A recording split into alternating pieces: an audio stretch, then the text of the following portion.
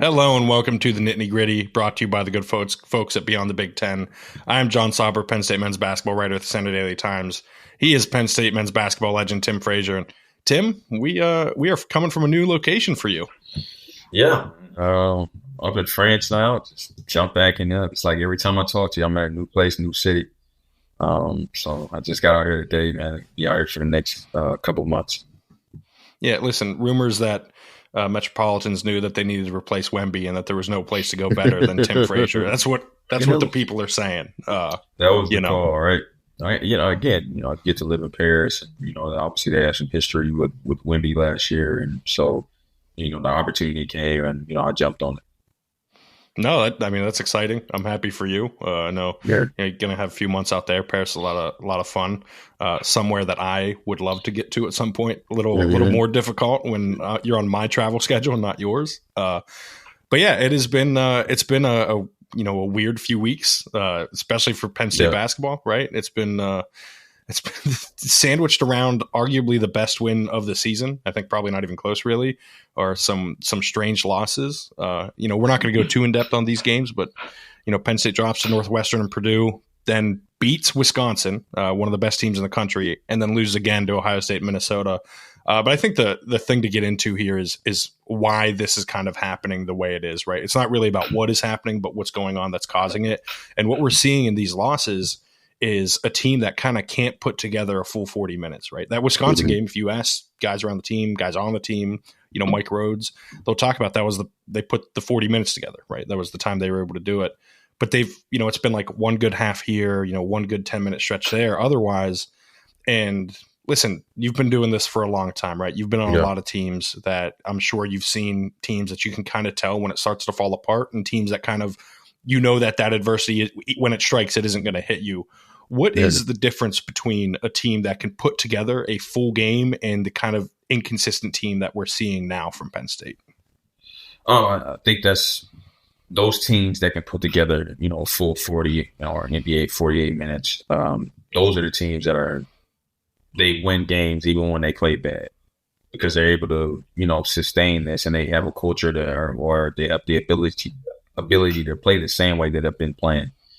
I think you said this team, you said it first. This team right now is just so inconsistent, but it's hard to even say like, hey, they're heading down this snowball effect of bad basketball, because at the end of the day, every time they get knocked down, they win another huge game. We talked about before this Wisconsin game, we saw how they came in, they beat Michigan State in a blowout, then they come back after that and beat Michigan.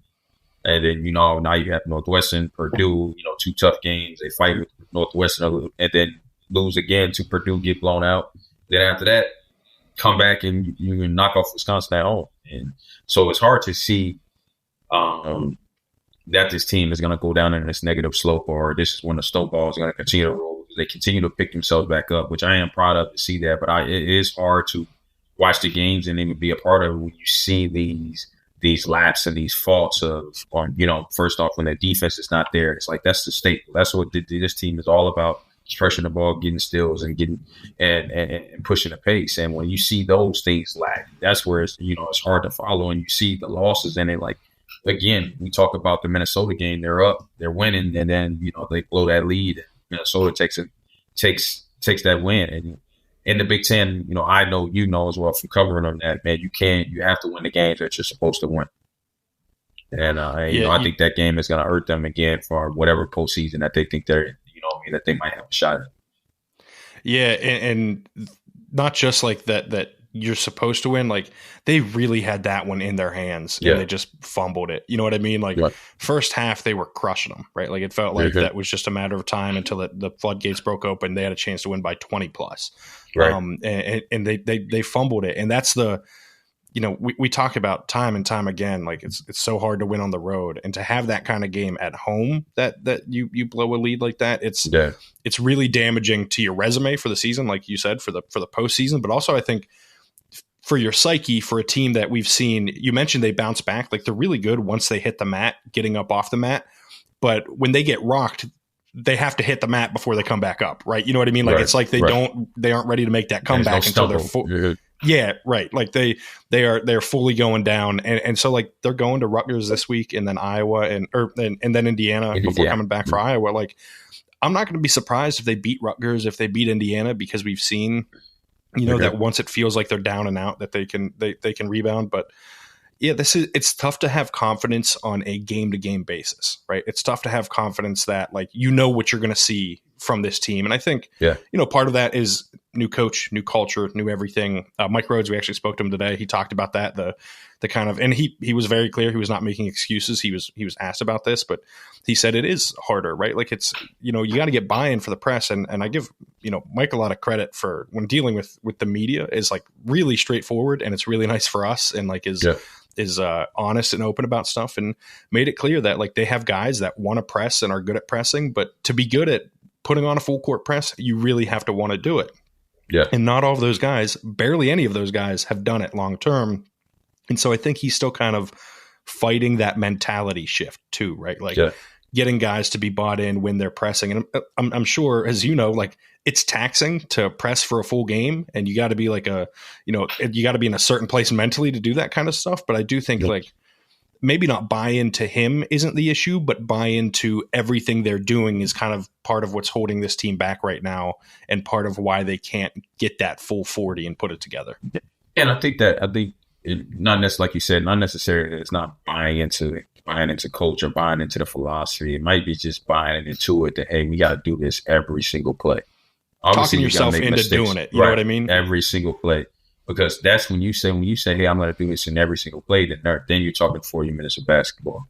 When you say, hey, man, I'm going to do it. All right, now we're down by 10. Now I got to step it up.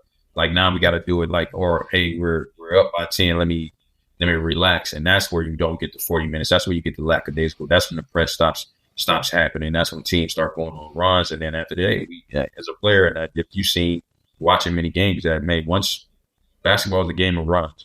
And it's hard to really stop runs from happening when they get going. It's like, I'm sure the listeners, when they know when, Steph and Clay start making threes and back in the world, you know what I mean? It's hard to stop that run. Like, it's nothing that you're going to do. You just got to try to call a timeout or something like that to slow them down. And that's just a game of basketball, just a game of runs. And you have to be able to lock in and say, hey, you know what? Of course, I might not get the steal here. Of course, I might get beat here. But at the end of the day, I'm still putting in the effort to be able to say, hey, man, I'm going to press for 40 minutes. I'm going to make this other team to live in hell. I'm going to get it to them as much as possible. And they might beat me, but they're not going to be able to beat me all night. I also kind of feel bad for coach because you see these two, you have these two different teams. It's like, you don't know what team you're going to get. Hey, what team are we going to get next? Are we going to get a team against Wisconsin? Or are we going to get the team against Minnesota? Like you really just don't know. Or even, and I think that's just hard as a coach. I'm not a coach. I've never been a coach. I'm not sure if I ever want to be a coach, but I know I can see how tough that can be because you might prepare the same way as he did for the Wisconsin game. Now he prepared for the same way for the Minnesota game, but you get two different results because you got players, like you said, that aren't necessarily all into, hey, the success that we got doing it against Wisconsin should be the same success that we ever get doing against Minnesota with the full 40 minutes. And I don't want to speak for Mike Rhoades, but I have to imagine that feels like pretty helpless. You know what I mean? Because like you said, you're preparing like you're going to get that team that's going to put it all out there. And then I'm sure he knows when it's happening, right? That you can kind of get the feel for it because sitting up in press row, like you can kind of tell when it's snowballing. I think it was, I want to say early in the second half, I turned to Daniel Gallen, who covers Penn State for Lions 24/7. I said, they're going to lose this game. Like you could feel it. You know what I mean? You can feel the tide shifting. And when they kind of, like you said, take their foot off the gas a little bit maybe, or they're just not fully bought in, that effort isn't there. And then all of a sudden, you know what I mean? You're going downhill for a while. So I think it's really difficult. I was saying even too, John, you start to think now, hey, all those fans that came to Wisconsin, all those fans that came out, storm the court, they come again, hey, team against Minnesota, they show up big time, and then, they lay an egg, and you sit there as those fans, and we've talked about it before, and we've always talked about it, how we're trying to get all these fans to continue to come to the games, and I could just see how that, that could deter some people. He was like, hey, that was a fluke. Wisconsin was a fluke. Okay, some of those games on the road might be tough or whatever like that, but at home, we want that home court advantage. I tweeted something out about, it was tough for Wisconsin to play there. And, I got some people say some fans replied back and said, yeah, we were there, we were loud, we're going to be here, support them no matter what. But you can tell, like, it's easy to say that, but then when the team doesn't perform the way they're supposed to perform, it's like, okay, cool. Do we really want to take that little trek down Main Street all the way up to, the Bryce George Center and it's snow and it's cold outside and I got class the next day? If you're saying, hey, we're going to get that team that plays against Wisconsin, then yes. And, if we're going to get the team against Minnesota, then probably not. And I don't know if you could hear him, but my dog clearly very much agrees with you playing along the entire time that you're in the right there. But no, it is it's one of those things where, they're fighting that uphill battle to get people there. And Mike Rhoades said it after the Minnesota game that he was really grateful for the fan support because that's the Thon game too. You know what I mean? That's always a big time game, with the crowd and everything. And he actually thanked the fans again today. Like it was one of those things like he was kind of hammering it home. And that he said in the past, and I think this is a good way to look at it. And like, listen, I'm a Philly sports fan, so you don't have to worry about like investment on my end when it comes to my teams. But he's trying to get this out of Penn State fans. Like, you want fans to go to that Minnesota game and then to be pissed off when they leave, right? Like you want them to be mad that they lost, right? Like not mad that they wasted time there, that they spent time there, but mad that they lost, right? Like you want them to feel the roller coaster of emotion because. Listen, it's college basketball. You're usually looking at like 20 to 22 wins at best. Like it's just kind of how it goes, in the sport. And so like you want that emotion though. Like I think he's trying to kind of almost redirect maybe some of what used to be frustration for going or frustration for attending or like, that same old Penn State basketball that you always hear into like, hey, no, this is good. Feel this, like be passionate about this and care about this. Yeah, see, I think that was where I was hitting it at because, I heard that throughout my career. We would win big games and we would lose, bad games. And it was like, oh, it's the same old basketball. Same old Penn State basketball. They just tease us here and there. This team's not good. It was a fluke. And that's what I was getting at as far as like, you don't want that to be, especially the staple of Rhoades in his first year. We want to seem like, hey, this team fights their ass off no matter what. 40 minutes, they're going to press, they're going to pick up, they're not going to, you're going to have to beat them to beat them. The team's not going to beat themselves. And obviously, I'm talking, I guess in coach mode now, because these are still kids, they all still make mistakes, but I wanted to, I was speaking on that as far as the fans go, because I am appreciative to see them come to the games when I watch it on TV, to see them there and support and see them storm that court and against Wisconsin. And I don't want that to be deterred by, a bad game here. Yeah, So I want the players continue to show up and coach continue to do what he's doing and the fans continue to do the same. Because I think this team has a chance to continue to get better. And who knows? Like we spoke about it a couple of weeks ago. Who knows what the postseason might be if there is a postseason, or just in general how far this can be something that's leading into next year. Yeah, and I think that's the thing I'm most curious about, right? Because when I heard him today saying that, like, it's you have guys who have habits that they formed with other college programs that he's kind of break those habits and, get them to buy into a system that is not usual, right? Like teams don't press this much usually, right? Like this is not ordinary to play defense like this. And that's part of what has made him really good in the past.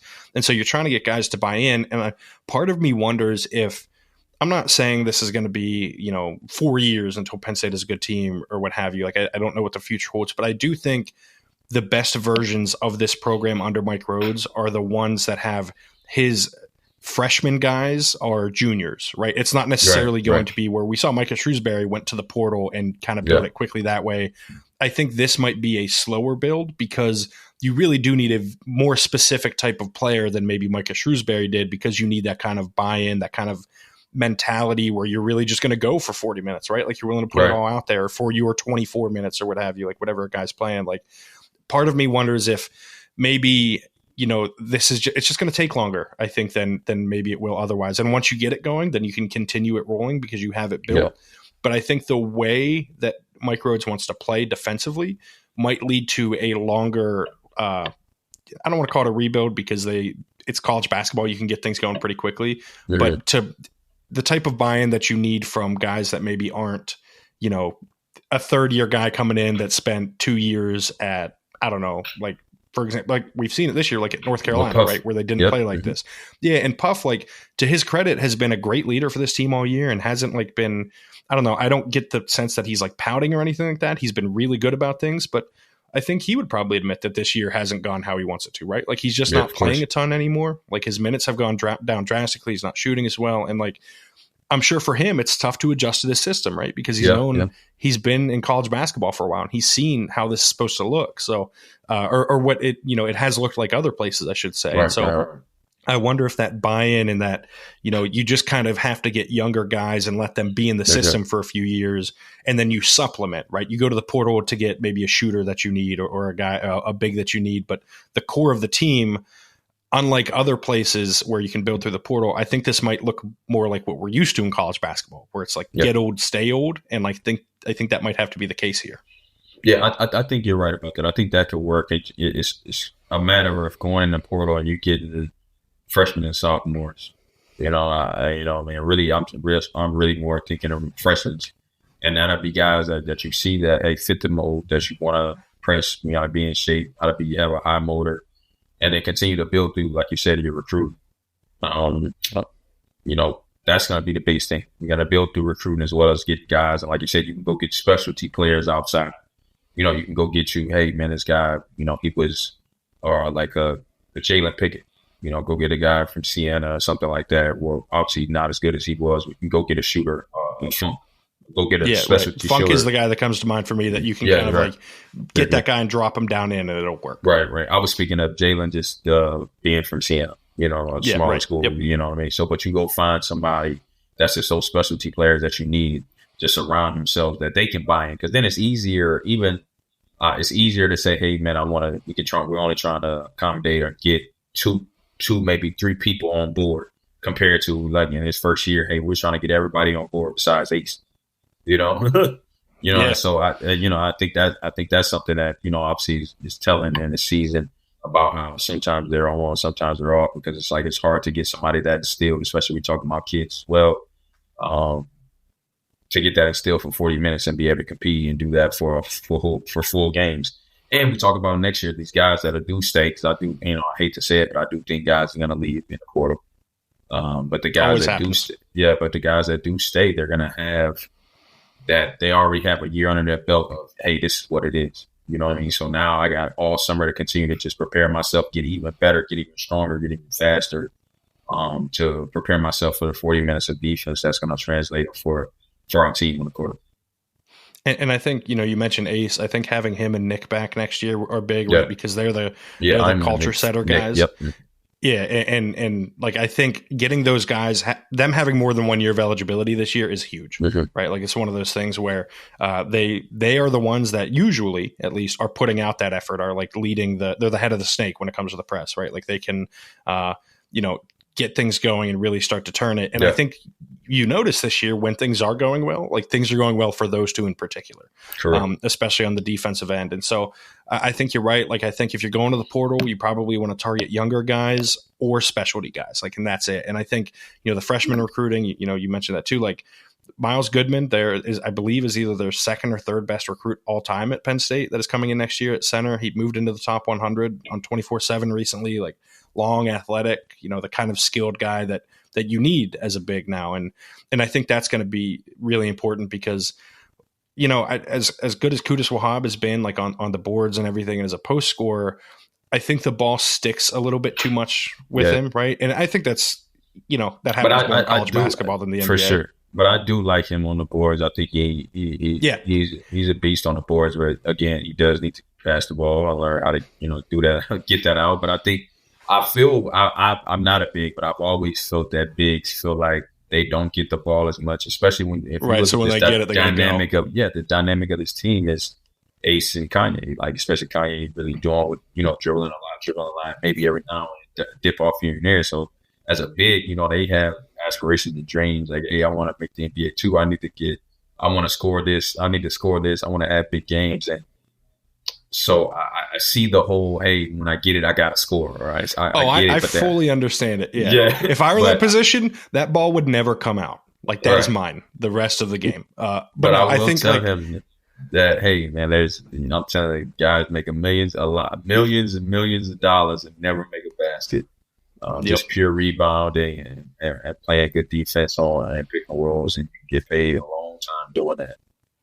Well, and I think we've seen too with, Demetrius Lilly's gotten more minutes lately as a backup big, and it's starting to turn more into a timeshare than a starter and a backup, I think. And we've seen Mike Rhoades, and he was actually asked about this today, about like his willingness to pull Kudus just because like they kind of have Meach there who they trust to take up some of those minutes. And I think it's interesting to watch how the offense kind of shifts when one is compared to the other, because like the work on the boards, like it's important for Kudus, and he can score when he gets in deep. Like when he gets good post position, he can score better than Lilly can. But I think you see some of and I think some of this too is like Meach is a sophomore, Kudus is a 5th-year senior. Like he's just younger and more like it's more, it's easier to be that junkyard dog as guys on the team have caught him with Meach. But like you've seen that there's a little bit more energy. The pick and roll is a little bit more dynamic than with Kudus. And so I'm curious to see what that kind of dynamic looks like the rest of the way as the season winds down, because I do think, there's been plenty of negative. There's been plenty of positive. And I think one of those positives this year is that, I don't know if he's the starter next year, Meach, but I do think like he is, you can play him, 20 minutes next year when maybe you didn't know if you had a big next year that you could trust.